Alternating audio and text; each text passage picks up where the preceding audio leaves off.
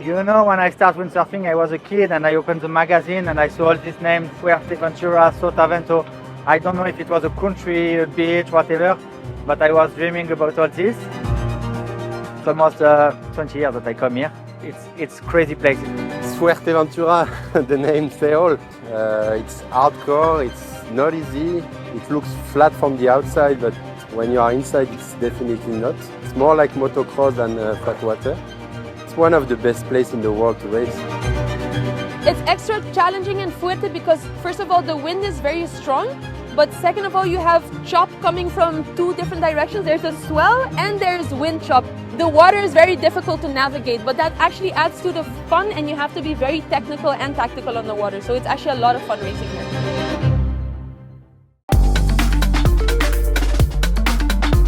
This year marks the 37th edition of the Fuerteventura World Cup. The windsurfers kick off the event with Slalom X. So I'm back in Fuerteventura again this year. After having a really successful year last year, I managed to win the event. I won 9 out of 10 races, which is a crazy track record, I would say.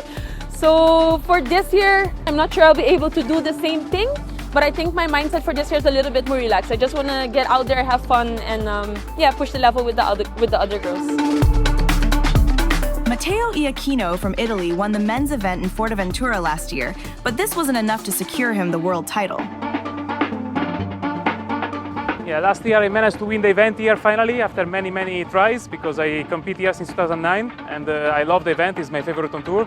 I ended up same points as Pierre, but Pierre had the best of me in Pozzo and he won me more times than I won him last year. So in the end, that's why he got the title and I got second. And it was an amazing event last year and looks really windy again and nice for this year. Pierre Mortefon experienced an emotional roller coaster ride during last year's event when he damaged his equipment shortly before the final. In the end, however, he secured the 2024 world title. Now he is returning to Fuerteventura to take first place. But he is still recovering from an injury. Fortunately, I injured my leg in May. Right before the Défi Win, the biggest event in the world in France. But I had enough time to recover and I'm sailing again since 10 days. Full, so yeah, ready for it. For sure it will be a good fight with Matteo since the last 10 years. And there is also Jordi, Bruno, Maciek. Many guys are looking fast, and on the race course it's always tricky to know, because in the end the speed is just one of the factors, so you don't really know until you start racing. You have jibing, you have the factor X of the Slalom X, so it's like a lot of stuff happening. So let's see, it's gonna be interesting.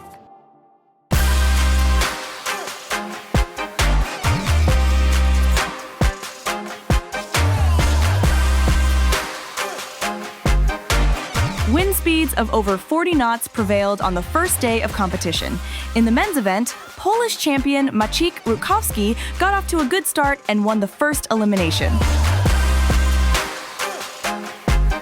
Surprisingly, Femke van der Veen from the Netherlands dominated the women's competition initially, while two-time world champion Sarah-Quita Offringa struggled to get going and was even disqualified from one of the races for a false start.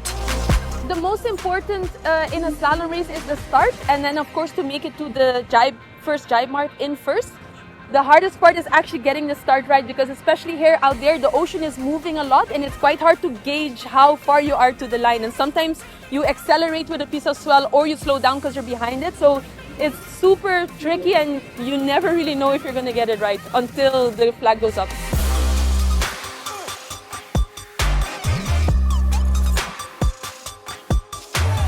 Over the next few days, the changes in position among the leading group showed just how close the men were in terms of performance. Also, the sausage, an obstacle that had to be jumped over, added a lot of excitement to the races. Yeah, Slalom X means like slalom with an addition of an X factor, which could be the sausage to jump. We could have like a speed run, could have a beach finish, a longer first reach. It's really exciting because this X factor creates an advantage for people in the back to actually overtake the people in the front, instead of just following them and waiting for them to have a mistake in the jibe. And it creates more action, more fun for us on the water, and I guess more fun to watch.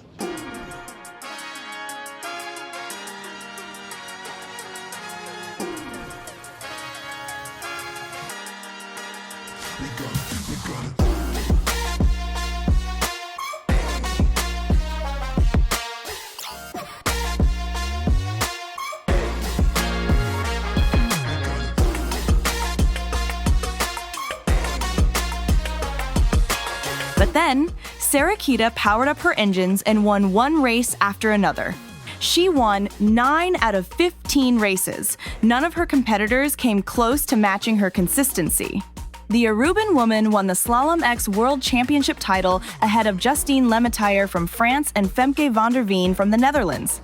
We just finished the 13th race and I won it, and I won my 26th world title right here in Fuerteventura, and it's an amazing feeling. It's very extreme out there, and the speed that you get can be a little bit scary, so I needed some time to get used to it.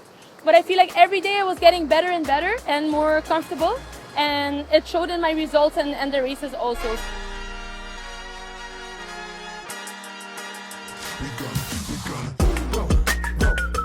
Three races were scheduled for the final day of the men's competition. 2 of these races were full fleet races, in which all riders start at the same time. However, one rider always managed to keep his cool, no matter how chaotic things got. Pierre Mortefon ultimately secured victory in the event. I didn't expect to have a week like this. At the end, for sure, I came for the win, but I was injured in June. I cannot sail. For sure, I wanted the win, but the guys are pretty strong. They train a lot, and at the beginning I was missing a little bit the rhythm, but then I built the things and finish like this with four bullets in a row. It's just perfect, and it's a dream to win this event. Second place went to Matteo Iacchino, with Maciej Rutkowski securing third place.